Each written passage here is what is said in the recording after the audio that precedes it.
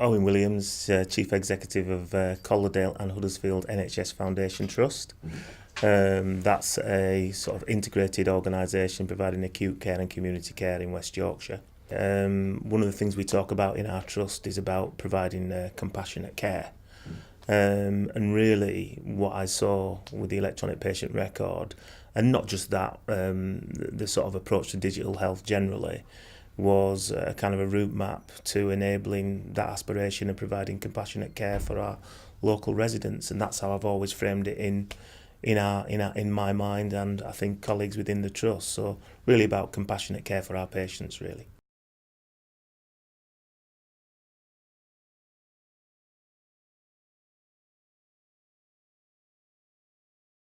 One would be our own internal culture.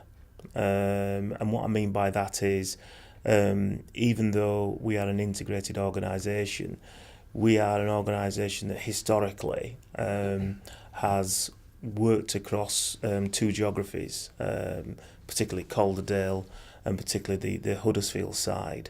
And in a previous life, they were two separate trusts that came together 17 years ago. But even though they came together 17 years ago, there's still aspects of culture that remain with us, with the sites. I think one of the big things that really stands out for me is the sort of cultural journey we've made around that. And I would argue that whatever else has happened, that probably trumps most other things that I can think of.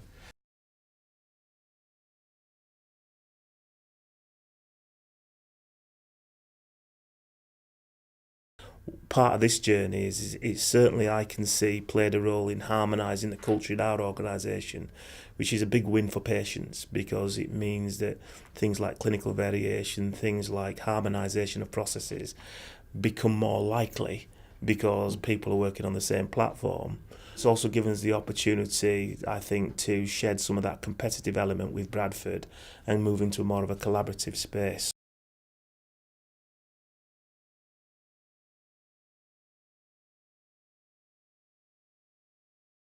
It's definitely not about the technology. It's the lesson where you've got to understand it's about culture, this. And it's about getting a movement across your respective organisation to see the real potential in terms of the benefits to the patient. The thing I would also talk about is getting yourself to a change-ready position. And what I mean by a change-ready position is there will be, if you're taking a group of people, a large group of people, who their current reality or the status quo that they know has worked to a certain extent, and then you're taking them into a future where some of the things that they do, they may feel like they're taking a step backwards. Some of the things they do, they may feel that they're taking a giant leap forward, but you've got that thing oscillating all the time. Is getting people change ready for that. So where there are those successes, just kind of having a nice even keel about that, because you also know that when there's some of the downsides, you don't want people reacting disproportionately to that either.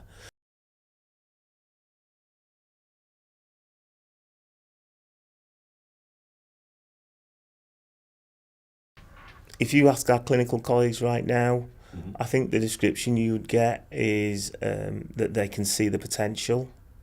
They can see the potential of that transformation and where it could take us, but they would say we're not there yet. But I think they also recognise that we've made quite a significant movement from where we were.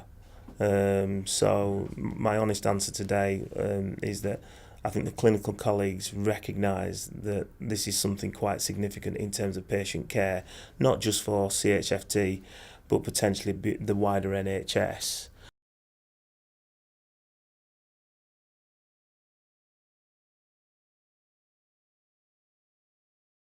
If we get to that place where I think as a trust we're an exemplar in terms of the digital health and the role it plays in patient care, I think we'll do that on the sort of duality of having a core digital health partner, but also several elements of interoperability.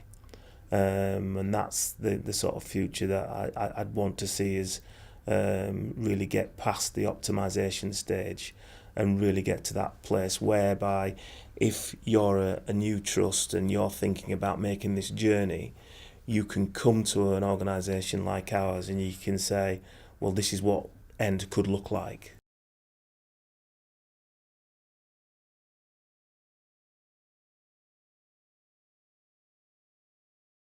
I suppose if we're looking for developments in areas which are still a little bit of unknown territory for us,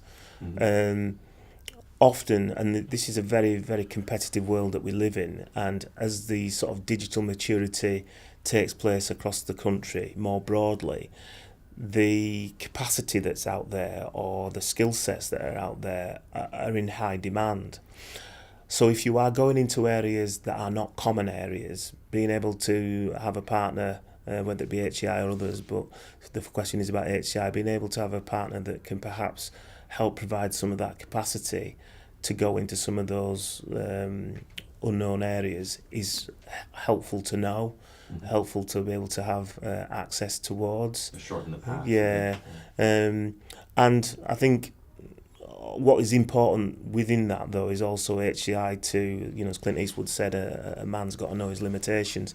I think it's also having the openness and honesty to say, actually, we might not know that much either, but let's go in it together and let's explore.